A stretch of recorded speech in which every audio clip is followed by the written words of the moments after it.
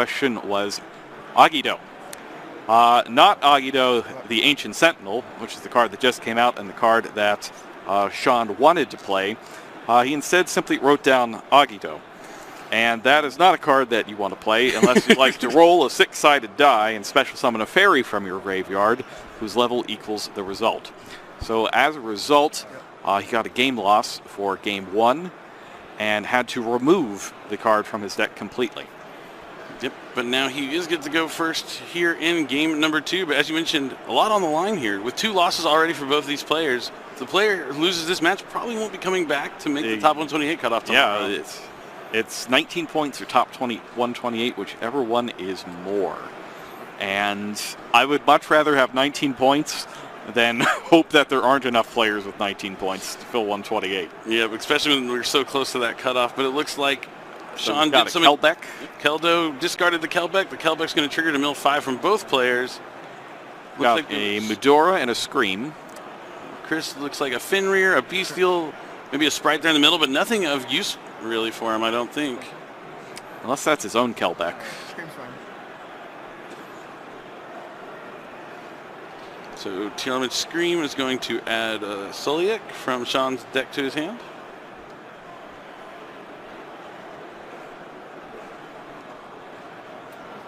Those of you who are wondering, is Crystal Block going to play that same deck he won with 2 weeks ago, or is he going to update and adapt his strategy to these user cards? It does look like it was a Kelbeck maybe he milled there. Yes. But Wise was choosing not to send another 5. Yeah, definitely not something you want to do when your opponent has the play. But definitely using the Ishizu cards, but still, using something kind of similar to what he won with a couple weeks ago. But we're going to see the Bystial Magnet come down from Sean, banishing Herald Orange Light. It's a little weird, right? Seeing no Tearlaments in the top 5 for either player. It is. But this is going to trigger... But Christopher's got one. Yep, the Havness triggers on the Magnament's effect on field to add. He sent cards so quickly to the graveyard, I can only see the one he sent on top, but it was that Agido. Another one, he's probably not going to trigger this one either. It's like another Tearlament hit as well. I think it was Merly. Yep. So Sean normal summoning Havness, linking the way probably for a Dark. Yep, goes for Dark here. Nerk's going to go ahead and revive a Bystial. Those two are going to go. Rank 6. Is he making a rank 6? Yes, he is. It's Beatrice.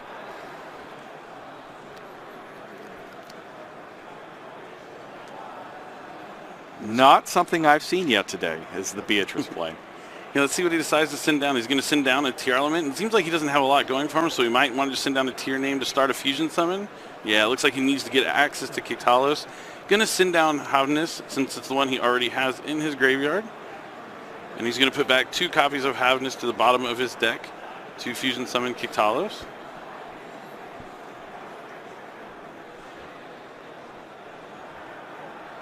Kalos activates here. Go ahead and grab another Tearlament card. So they have Sully plus the Kelbeck.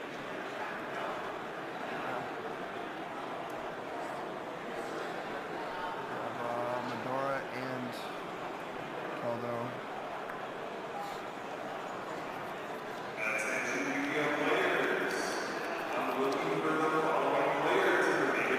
Yeah, having Medora and Keldo, really strong here for Sean. He also is going to have the Magnament Search at his end phase already to add another dragon, so he's going to have a Beastial online.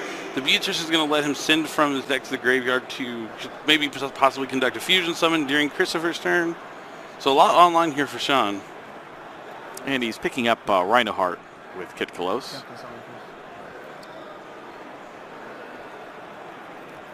Yep.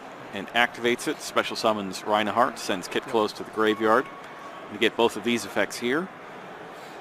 Chain Link 2 is going to be the Kictalos to send the top 5. And now after looking at that, he'll take a look at what else he wants to send with Rhinoheart.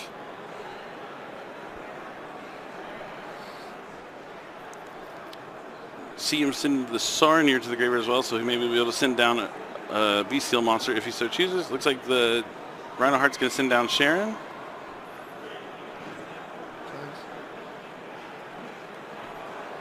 See a lot of going second cards in Chris's hand, though. It does have a copy of Triple Tactic Talents and Super Poly, so he's going to probably be able to deal with, depending on what board Sean makes, he's going to be able to do something for sure.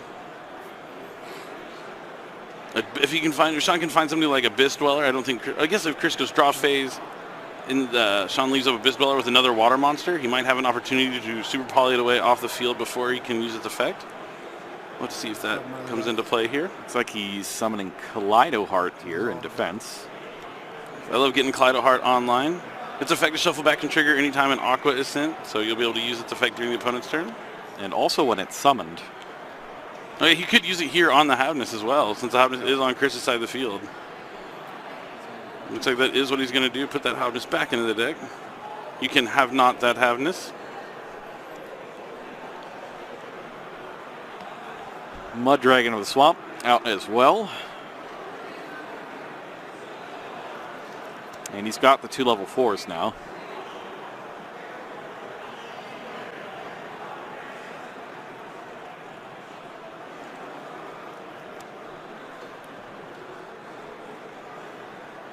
Yeah, you know, that super polymerization could be pretty good if you make a Predaplant.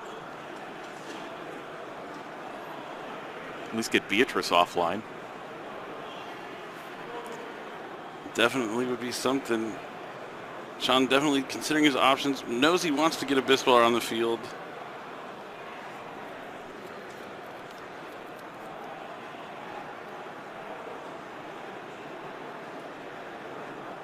There it is. Yep.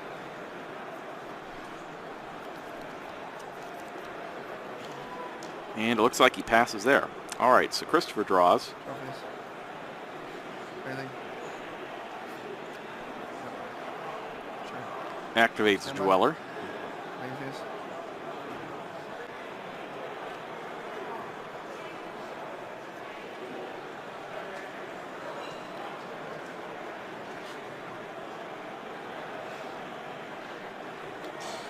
Activate. And he's going to start off with the planet. Yep, Primeval Planet Paralino. It's going to add, it's a great way to start. You get that extra effect. You don't not only need to add the Tearlament, but being able to destroy a card on the field is huge. That's good. Going to add Rhino Heart off Primeval Planet Paralino. Going to normal summon the Rhino Heart. Yeah. No response. No problem.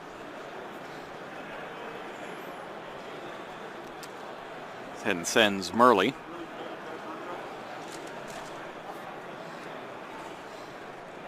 Activate. And Sharon's up next. Pitches another Merly. Sends the top 3, hitting Keldo, Nimble Angler, and looked like a Bystial as well. There's 2 level 4s. Yeah, you're fine.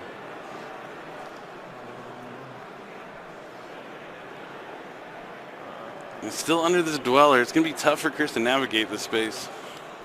He does still have the Super Poly and Triple Tag Talents, but Yeah, I'm thinking you're trying to get to the Zeus here. Or not. He's sending them both away. What's that for? A Dark. let's see if this prompts a response here from Sean.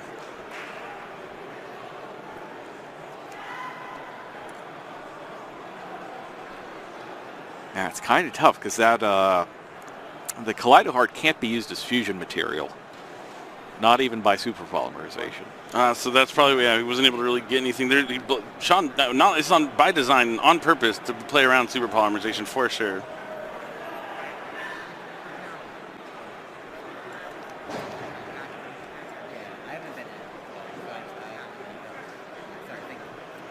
Nobody can see after that.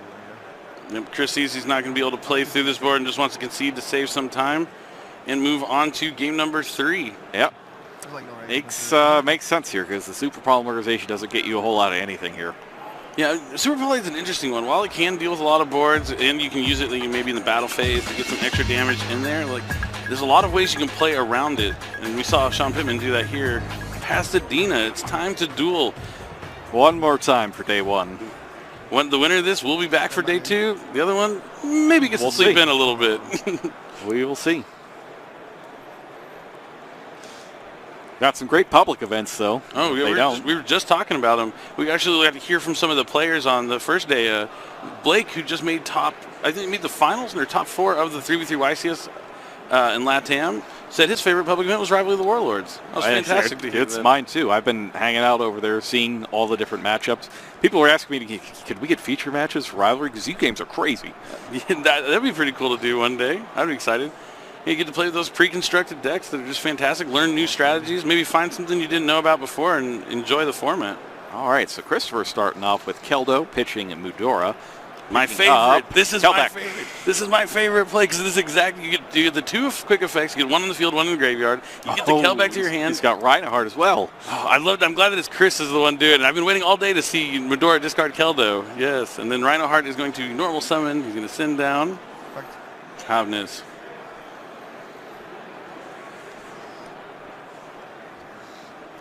Oh, it looks like Havness is going to activate, and Sean, we did mention, is packed with Bystials in his deck, has the Saronir.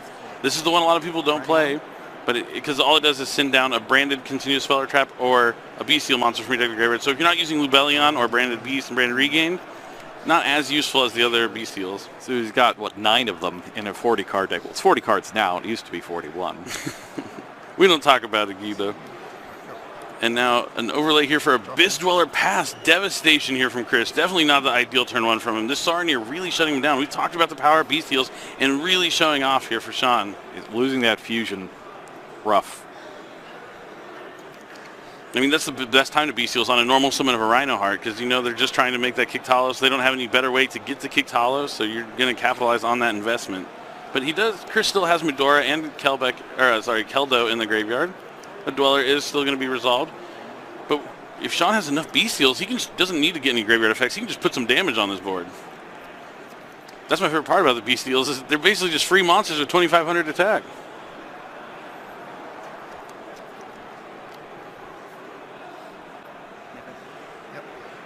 Doesn't look like he's going to have much more. He goes straight to battle phase, just going to clear the Dweller.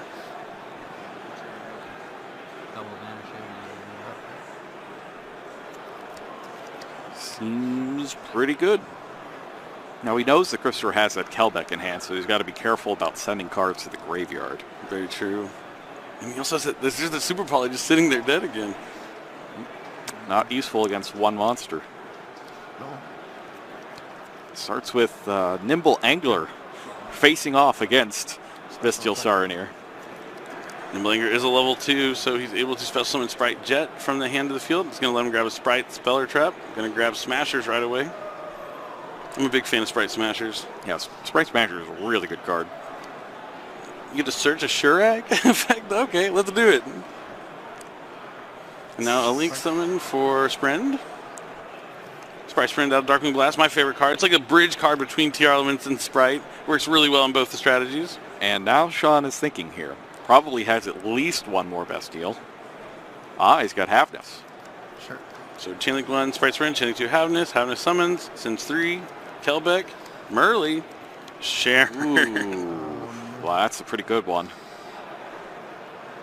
All right. And now we're going to send something here with Sprint. It looks like he's got the Angler. Thinking about the Angler. Sends the Angler. Chainlinks are going to go. And it is Chris's turn, so Angler is going to be Chainlink 1.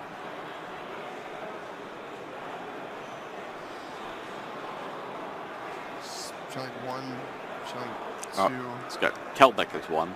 I'm sorry. We're Havness. So Kelbeck's going to target Havness. Chainlink 2 is Angler, yeah. Chainlink 2 Angler. And now it is time for Sean to do his Chainlinks. And he's got double fusions here.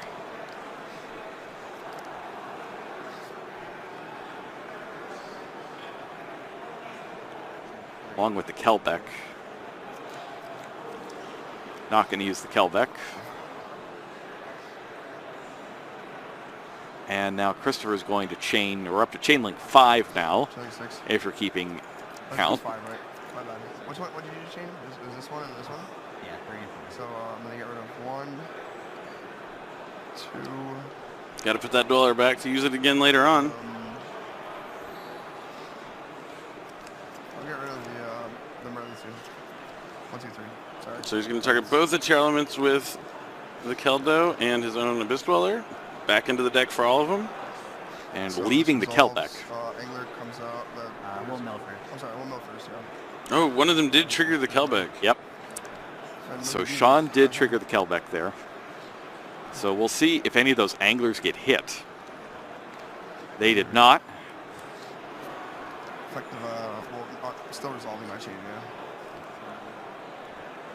yeah. Still something. Actually, no, this one was first, right? So. What is that down there?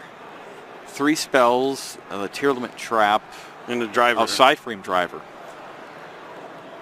Just as useful in the graveyard as he's in the deck. Probably more useful in the graveyard. It's great when you hit Driver with this.